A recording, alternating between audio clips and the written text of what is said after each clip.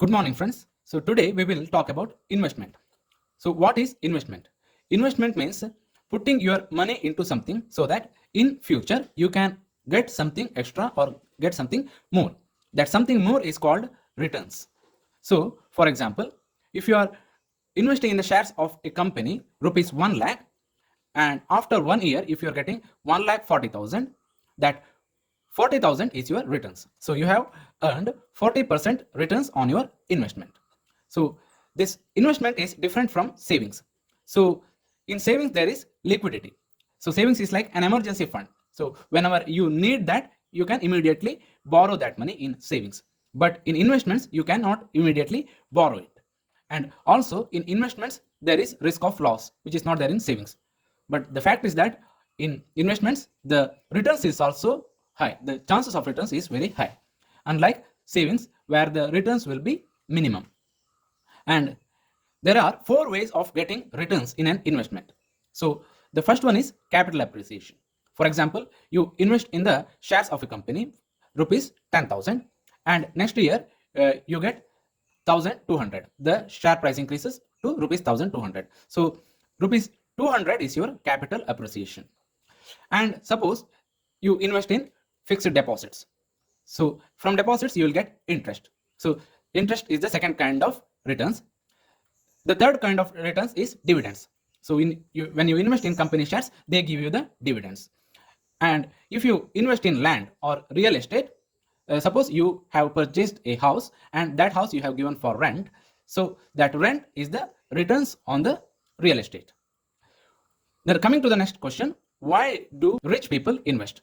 So Robert Kiyosaki in his book Rich Dad Poor Dad has said that what makes rich person rich is that he always invests. A poor person works for money and a rich person makes the money work for him. So every individual, whether rich or poor, he has only 12 hours a day, and a rich person understands that. So what he does is that he saves a portion of his income and he invests in profitable ventures, and out of this investment he gets greater returns, and that return also he uses it for investments, and then he gets even more returns from that investment.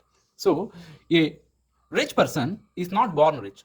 He is also from ordinary family. He is also a poor. So he will do his job, and from that job he will make some savings, and out of this savings he will invest. From this investment he will get some returns, and returns also will be invested, and he will become a rich person. So this is the one reason why you have to invest. The another main reason to invest is to beat inflation. So inflation is the situation of rising prices of products and services. For example, if you take the example of sugar, so as of now, if the sugar price is rupees 100, the next year the price of the sugar will be rupees 110, given the situation that there is inflation of 10%.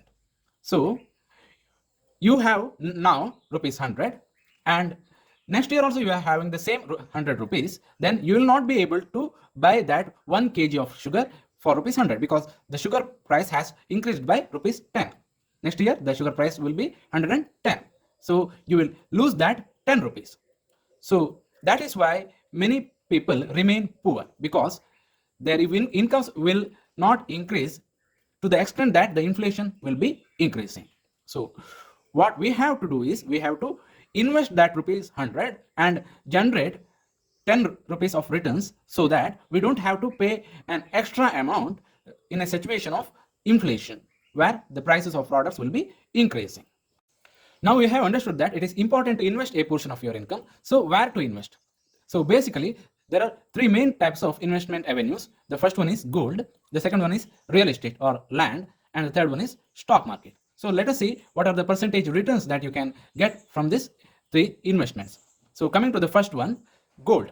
So if you have invested rupees 1 lakh in 1979 in gold, it would have been rupees 42 lakh 70,000 by 2019. That is, in 40 years, it would have generated 9.84% of compounded annual growth rate, CAGR.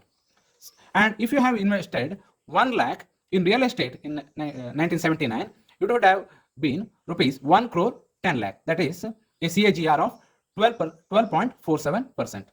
And if you have invested rupees 1 lakh in share market in 1979, it would have been rupees 3 crore 76 lakh by 2019. That is, in 40 years, a 16.16% of compounded annual growth rate. So from this example itself, it is clear that the stock market is the place to invest where you can get more returns out of your investments.